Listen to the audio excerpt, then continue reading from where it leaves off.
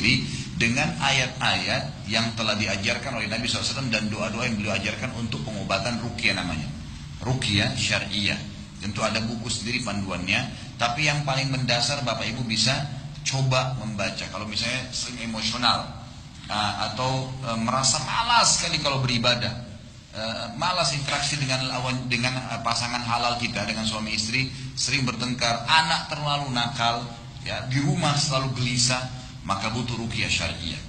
Ruqyah yang paling sederhana Bapak Ibu bisa terapkan adalah Bapak Ibu membaca untuk diri sendiri, gitu kan, ayat-ayat ruqyah.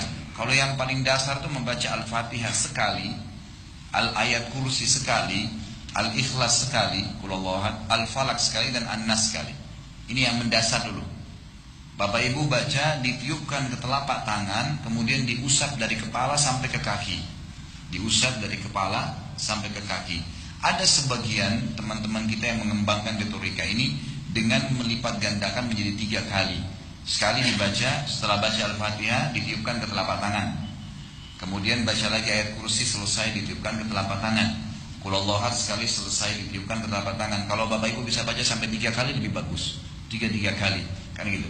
Kemudian baca Qul Huwallahu Falaq, kemudian ditiupkan ke telapak tangan sampai selesai. Setelah selesai ya, kemudian baca Qul Huwallahu Nas, ditiup telapak tangan. Kemudian diusapkan dari kepala kita sampai ke kaki. Niatnya membentengi diri dari semua sihir dan setan-setan yang ada. Kalau Bapak Ibu akan ruqyah syariah, semua ya, penyihir atau dukun yang pernah mengirim setan ke ibu atau ke bapak, pernah mengirim sihir, itu akan berasa. Karena dia tahu ruqyah syariah akan memusnahkan sihir di badan kita dari dia, setan-setan, bahkan dia sendiri bisa kena ya ancaman terbunuh dengan ayat-ayat ruqyah. Berapa banyak penyihir yang mati kena meruqyah, kena orang yang sedang dia sihir di ruqyah, akhirnya dia kena sendiri gitu kan. Dia kena sendiri. Maka Bapak Ibu pada saat bacaan pertama di ruqyah ditiupkan, kemudian diusap dari kepala sampai kaki, gitu kan. Niat membentengi diri. Kenapa? Karena kalau kita mau meruqyah, tadi saya katakan, syaitan ada di tubuh kita ini coba melapor kepada penyihirnya supaya dia mengirim kekuatan baru gitu. Maka kita bentengin diri dulu. Kemudian Bapak Ibu ulangi sekali lagi, baca Al-Fatihah ditiup, baca ayat kursi ditiup, baca Al-Ikhlas ditiup, Al-Falaq dan An-Nas ditiup, kemudian diusap kepala sampai kaki. Niatnya menghancurkan dan memusnahkan semua sihir dan setan di tubuh saya.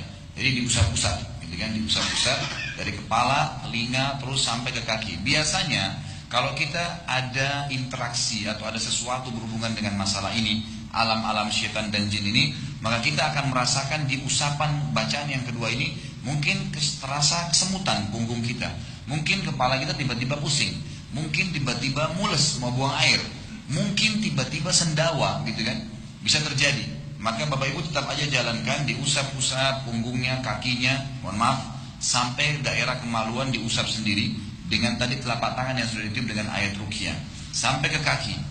Selesai, Bapak Ibu lakukan lagi sekali yang ketiga kalinya, baca dengan yang sama Al-Fatihah, ayat kursi, Al-Falaq, An-Nas, kemudian Bapak Ibu usap lagi ke tubuh dengan niat mengeluarkan dari tubuh kita hasil pembakaran sihir dan syaitan tadi.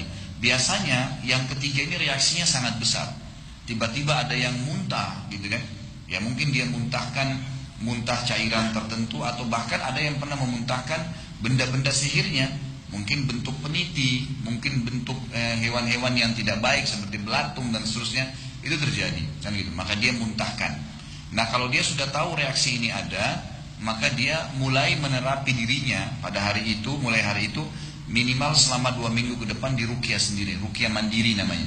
Bacain pagi sore, Bapak bacain begitu. Ya, Bapak Ibu bacain dirinya sendiri. Juga bisa dikembangin kalau Bapak Ibu mau lebih baik pengobatannya menggunakan daun bidara. Tahu daun bidara ya, Bapak Ibu?